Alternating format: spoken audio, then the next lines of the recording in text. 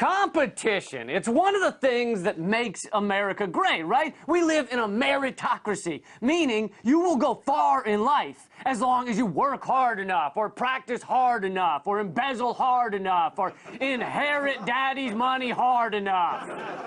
Just the other day, I was in line to get on an aeroplane, and even though we have assigned seats, I took part in the proud American tradition of quietly and subtly trying to get on the flight before everyone else, because that's how we prove we're better than them, okay? So I skillfully knocked over some old ladies, elbowed out a few toddlers, and blocked a pregnant woman. I was the first person on that plane from boarding group 3. Of course, the plane was already half full because other passengers had paid $50 to pre-board. And this is how competition works in America. You fight to the death to get the pieces left over after the rich have gotten theirs. You see, we are a meritocracy with an asterisk. It's a meritocracy divided by wealth, minus cronyism, minus what level lawyers you can afford, and then subtract being white. And whatever is left is a meritocracy. Healthy, right? Yeah. Yeah. Healthy competition has brought about innovation in this country for hundreds of years. For example, Nikola Tesla competed with Thomas Edison in the War of the Electrical Currents in the 1800s. Edison created direct current, or DC, while Tesla created alternating current, or AC. This competition to power America was so healthy that Edison helped convince the state of New York to use his opponent's AC power for the first electric chair, so that the public would associate AC power with frying people to death. In the end, the more affordable alternating current prevailed anyway, while its inventor, Tesla, died penniless. And that's how American innovation works. You crush the other guy and tell the country that his invention is used to kill people. This is also how Lucky Charms beat out its lesser rival, Marshmallow Mateys. Lucky Charms put on their box won't cause gut rot or hanging until dead like Marshmallow Mateys do. And it worked. Look, I'm not trying to say competition is all bad, but as is pointed out by the Zeitgeist movement, the competitive system seeks secrecy when it comes to business ideas, often universally against the open flow of knowledge. The use of patents and proprietary rights or trade secrets perpetuates not an advance of innovation, but retardation. How odd it is for anyone to rationally claim ownership of an idea. At no time in human history has any singular individual culminated an idea that was not serially generated by many before them. What that's saying in nerd speak is that every idea was based on past ideas, all right? Every idea is a pile of ideas. You don't own it. For example, your older brother figured out that he could eat a bag of Doritos for lunch in high school and then tell your mom that he ate a whole lunch and then pocket the extra $1. So you then started doing it, but you added another step, where you'd buy Brooke Peterson's homemade cookie from her every day because she was trying to lose weight in order to get knocked up by the quarterback of the football team, which she didn't know it at the time, but that's what happened. Then hi Brooke. Then you sell those cookies for 3 times the price. You walked away with an extra $3 every day because you had access to your brother's idea. Of course, you both now suffer from osteomalacia because you were living off of the pure Buffalo Ranch Doritos. #1 ingredient, zesty. Unfortunately, zesty does nothing for bone density. We now exist in a society where the vast majority of medicines, designs, ideas, etc. are patented or copyrighted. Yet other than undermining one person's ability to get insanely rich, there's no negative results to sharing knowledge. There is nothing to lose, and indeed an enormous amount to be gained socially by the sharing of information. Now just imagine if all the greatest minds in the world were sharing their ideas rather than working in companies that keep their intellectual property secret. It would be a completely different planet. At the very least, at the very least, we'd all know the correct way to open a banana. You pinch from the bottom and pull down. You don't create a goddamn mess at the base of the stem. Literally, monkeys know how to, literally, monkeys, literally monkeys know how to do this, and then they look at each other and go, this is what separates us from the humans.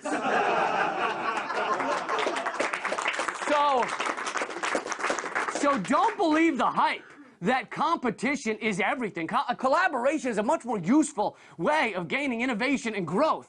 You can take steps towards a more collaborative world yourself. Share your ideas. Leave your programming open source. Just the other day, I learned a new sexual position by studying the open source manual someone had drawn on a bathroom wall. I had no idea my foot could go there. Share the knowledge. Coming to you from Washington, D.C., the belly of the beast. This is Redacted Tonight.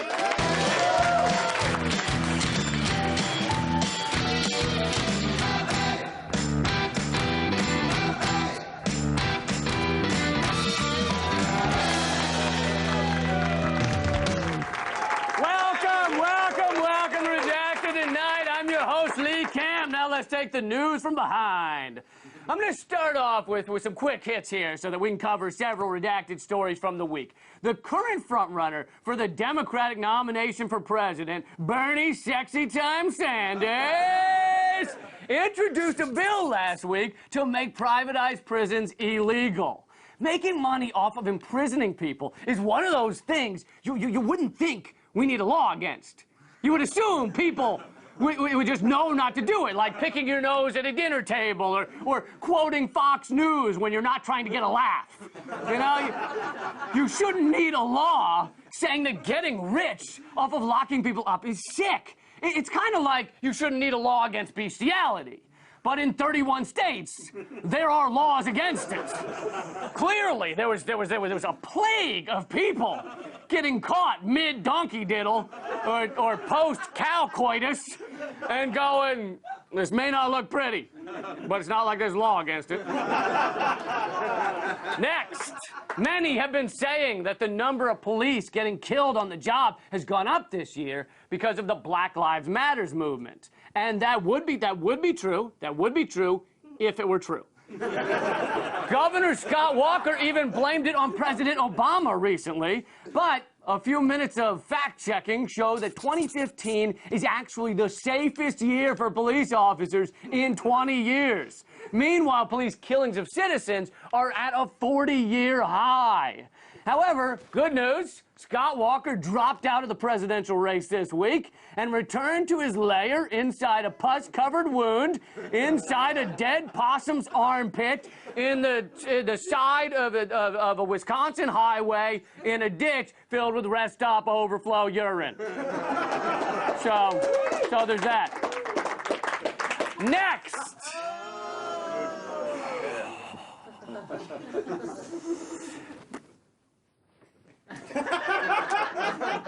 That is Martin Shkreli, a 32-year-old parasitic pig. This week, it came out that Prime Minister David Cameron put his genitals in Martin Shkreli's mouth as a secret society hazing ritual. In response, Cameron said, this may not look pretty, but it's not like there's a law against it. Cameron has a weird British accent. He does. This slug, though, Martin Shkreli, you've probably heard a lot about him this week. He bought up the rights to a life-saving medication and overnight increased the price from $13 to $750 per pill. People will die because of this. But he just argues, and we know these days in modern pharmaceuticals, cancer drugs can cost $100,000 or more. Rare disease drugs can cost $500,000. Daraprim is still underpriced. Here's the thing. When you have a life-saving pill, you can almost charge anything for it, and people will try to pay. It's called extortion. You know, if you don't buy this pill, you die. But this is what you won't hear on most of the media outlets. It's not just Shkreli, all right? We live in an unfettered capitalist system that rewards sociopaths. In your regular life, there are things you care about too much to trust them to a market economy. If your mother is choking on a piece of food, you don't say to her, I'll give you the Heimlich, I know, Mom, I'll give you the Heimlich maneuver, but it'll cost you $50.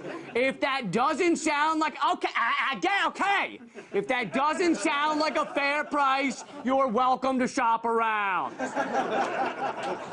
No, you don't trust your mom's life to the market economy. So there should be things in the world, that, whether it's your mother or not, that are not trusted to f***ing scumbags, including providing life-saving drugs, locking people up in jail, policing our streets, and training our citizens that moo means moo. David, I'm looking in your direction.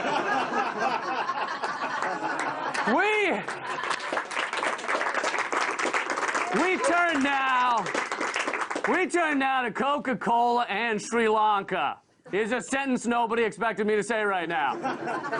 Last month, Coca-Cola spilled diesel fuel into the Kalani River, contaminating the drinking water of hundreds of thousands. And unfortunately, there's been less media coverage of this tragedy than there was for the direct-to-video release of Leprechaun 4, Leprechaun in Space. Here now to explain is Senior Brand Ambassador John F. O'Donnell. Hey, guys. Hey, everybody. Hello, Lee. How are ya?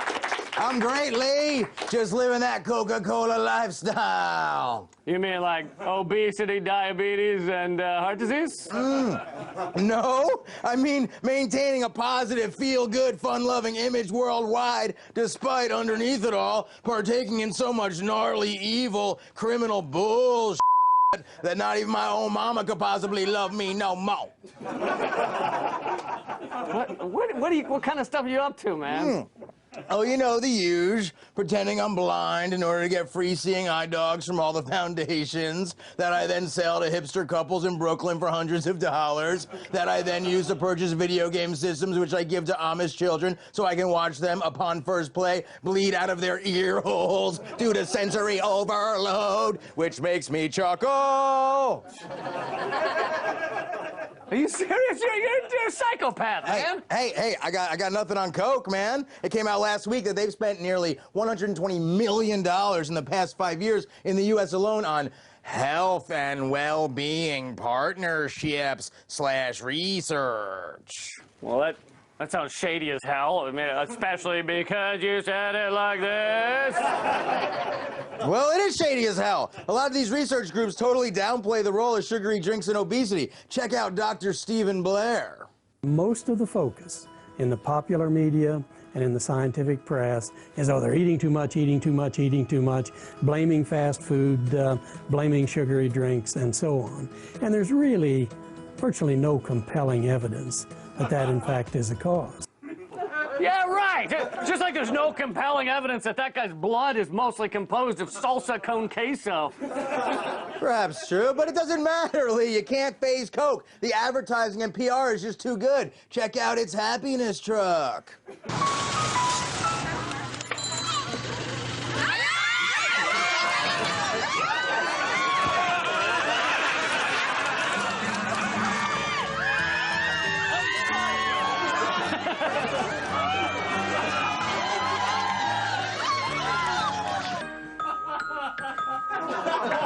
Coke just gave those Filipino girls a fully cooked pig, man. Come on. Do you really think after watching that, people are going to care about the widespread abuse? Dun, dun, dun, dun, dun.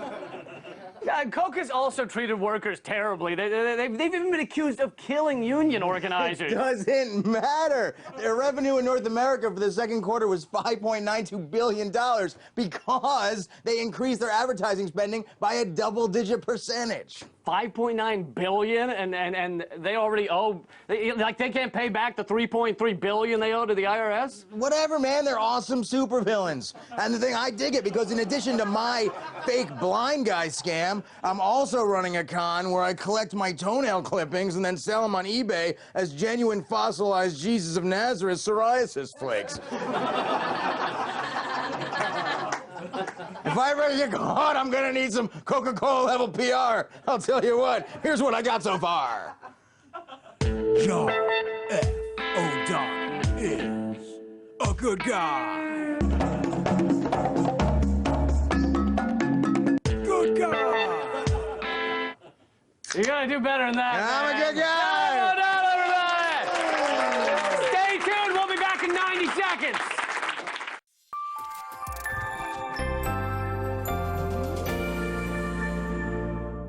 It means someone's boots on the ground for sure. Now, He wants to push as far as he can. Once you state the goal, then you have to put plans in place to achieve the goal. I want to free France from the EU straitjacket. What we have here is we have the bond markets sending us warning signals. I mean, think of them as the canary in the... Some opposition to the bombing campaign in Western countries who are concerned about the amount of money that's being spent on it.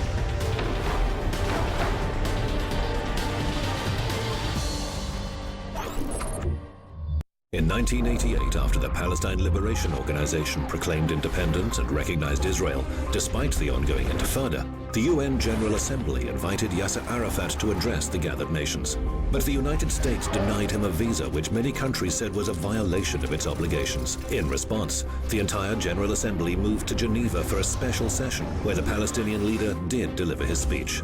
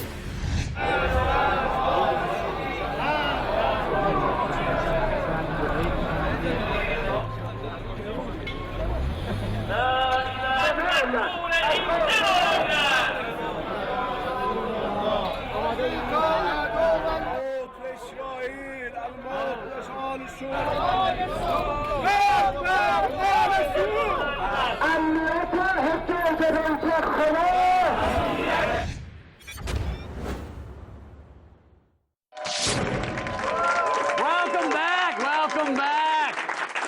Beyonce, Coldplay, Pearl Jam, and more all getting together this weekend in Central Park because they have to all be together in order for the apocalypse to begin, right? Everyone knows that. No, actually, the concert is part of the Global Citizen Festival, and it's to garner attention and support for the United Nations Sustainable Development Goals, which include ending poverty, ending hunger, and achieving gender equality within the next 15 years. Yes, gender equality, just like Beyonce talked about in her song Single Ladies, which demanded men put diamond rings on the women they want to call their property. She boldly sang, "If you liked it, then you should have put a ring on it. Don't be mad once you see that he won it." What a forward-thinking feminist song. Very few artists have the courage, nay, the balls, to refer to women as it. But the problem with the UN's heavily advertised sustainability goals is not Beyonce. In fact, they have 99 problems, but it ain't one. The problem is that so many levels on that joke, so many levels. The problem is that everything they plan to do in order to end poverty is predicated on the idea of huge economic growth, endless GDP increase. But of course, our planet is already collapsing under the weight of never-ending growth.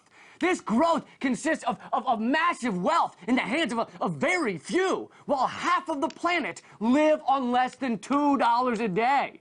Our global economy right now is set up like Val Kilmer riding on Lupita Nyong'o's shoulders. That is not sustainable.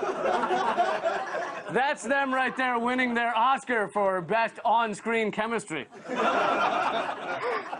And the UN's plan to end poverty, to wipe poverty off the map, is simply to feed a lot more food to Fat Kilmer. As Jason Hickel writes, of all the income generated by global GDP growth between 1999 and 2008, the poorest 60% of humanity received 5%. Given that existing ratio, it will take 207 years to eliminate poverty. And we will have to grow the global economy by 175 times its present size. So basically, the UN is saying we can end global poverty if we only had a lot more money and a lot more time. Thanks. That's like saying I would enjoy One Direction's music if only it sounded like music I liked. And we waited 207 years. And One Direction is also involved in this pro-corporate facade of an effort to end poverty. In fact, many are calling this the world's largest advertising campaign. It'll include 101,000 billboards around the globe and celebrities of all kinds. Because if Usain Bolt, Liam Neeson, and One Direction tell you to allow massive trade deals that exploit countries in order to make money for the top 1% so you can get all the money into the greedy little hands, you do it. I mean, Neeson's voice is like butter. Grizzled, jaded butter.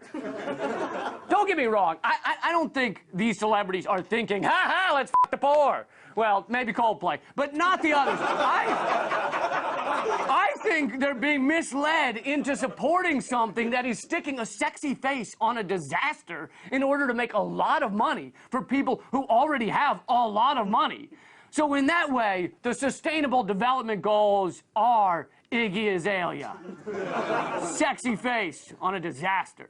To learn about other solutions, go to therules.org. Other solutions that don't include feeding Fat Kilmer.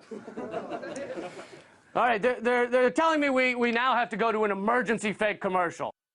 Transportation isn't just part of your day. It's part of your life. And life isn't always easy, especially if you're using Uber or Lyft. Every day I'd feel awkward, sitting back there alone, considering my existence. By the end of the week, I'd be totally broke and malnourished, living on nothing but complimentary Werther's Originals. I felt isolated, like I didn't even know my own neighborhood anymore. Every day I'd ride past the poor and the ugly. The guilt was too much for my heart. I'd worry about sexual harassment. I mean, I heard about it happening to other people, but what else was I supposed to do? If you're experiencing any of these symptoms, then you should try Puber. Puber is an innovative new service for commuters like you. With Puber, you'll be on a vehicle full of interesting people. Awkward loneliness no more. Puber uses special reloadable fare cards that never surge or randomly change in price. Puber naturally creates a sense of community. Oh, hello there! Plus, Puber promotes humility, alleviating any pretentiousness that you develop from having your own personal chauffeur. Worried about your driver sexually assaulting you? Not a problem with Puber. Just look at all those witnesses. Why wait? Use Puber today. Puber, formerly known as public transit. Thank God. Thank God we dealt with that. Anyway, let's talk about the Pope. Now, I don't mean to be a conspiracy theorist here, but perhaps you noticed that Yogi Berra supposedly died Wednesday, the day before the Pope came to town, meaning we've never seen them in the same place at the same time. Yogi Berra is the Pope. The Pope is Yogi Berra. That's why this Pope is so quotable. He's dropping more gems than a one-armed jewelry thief. For more on the Pope, we go now to truth warrior Abby Feldman.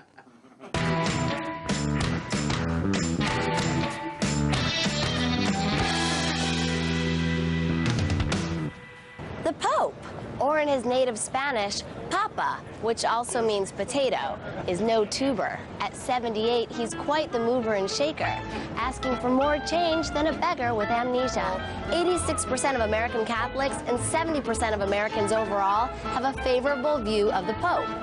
If he were running for president, he'd probably win. Though he is from the third world and has a funny accent and wears a suspicious amount of jewelry. But anyway, here's how the leader of one of the most conservative institutions in the world stacks up against conservative U.S. candidates. Pope Francis spoke out about the Central American migration crisis Monday, criticizing racist and xenophobic attitudes and saying that children must be welcomed and protected. We need to seal our borders, but not just the southern border, but the northern border, the Pacific border, the Atlantic border, every border there is. War never again, the Pope said. That is the heartfelt cry from our hearts and from the hearts of all men and women of goodwill. We need the strongest military on the face of the planet, and everyone has to know it. And specifically what that means is we need about 50 Army brigades, we need about 36 Marine battalions, we need somewhere between 300 and 350 naval ships, we need to upgrade every leg of the nuclear triad, we need to reform the Department of Defense, we need as well to invest in our military technology. We have created new idols, says the Pope. The worship of the ancient golden calf has returned in a new and ruthless guise in the idolatry of money and the dictatorship of an impersonal economy lacking a truly human purpose. I'm really rich, I'll show you that in a second. That's the kind of mindset, that's the kind of thinking you need for this country.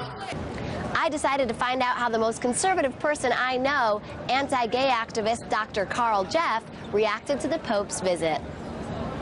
I can't believe he's here. The Pope, a symbol of hope, a beacon of all that is good and right and pure. If a person is gay and seeks God and has goodwill, who am I to judge him? Well, pardon my Francis, but this is a load of devil's dung. I mean, Francis, is that even a man's name? Wasn't that her name on the nanny? He said that the companies that make guns are merchants of death. I mean, he said that weapons manufacturers perpetuate war to make money. War isn't about money, it's about fighting for what's right and killing anybody who doesn't agree with you. He says the devil enters through the wallet. I mean, I keep my wallet in my fanny sack, and I think I would feel it if the devil was coming in through there. I mean, I think it would be really hot. I mean, hell hot. Not. This is ridiculous. He said that divorced people should be allowed to take the sacrament. He said that women should play a bigger role in the church. He said that the church. Well, it's not as bad as I thought, I guess. He still says abortion is sin and women can't be priests and gay marriage is still out of the question, so I guess there's a silver lining. Darren, are you even listening to me? Make sure you defrost the pot pie before I get home. Thank you. I just like hearing his voice. Abby Feldman, Redacted Tonight.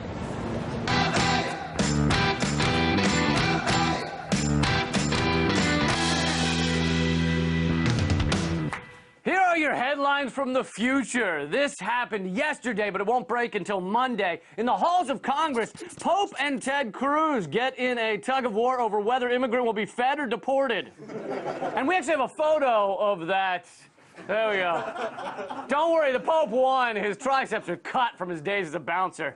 So, and that's true. Google that. And this headline is from 207 years from now. Poverty eliminated. Also, that same week, Lee Caff likes One Direction.